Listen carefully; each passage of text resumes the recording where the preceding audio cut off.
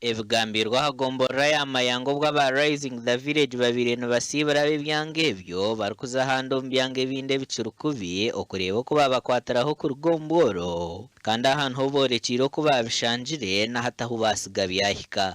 Turi kwija tukabanza twatayayira communities twamanya level zo obworo aho babire bari haza katagata nka cluster yona ekaba yahari % ya 3 so mukaba mwine obworo bwa % ya 3. Mission yitu no kugira ngo tutwara abantu omu prosperity, which is the whole slogan of the president.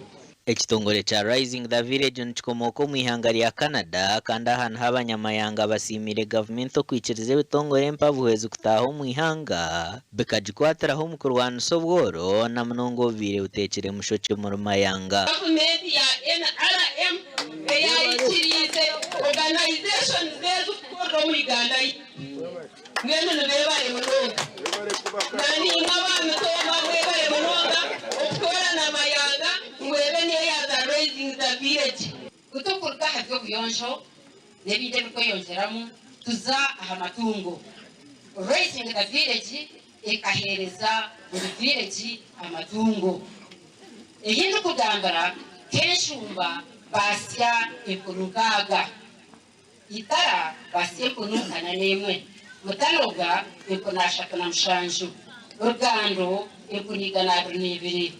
Abebembezi ba district ya Mutoma borekera obwitane bw'amataka hamwe n'abashije okutoroboza abana babishiki okubyeyonjira omu kyanga kyabo.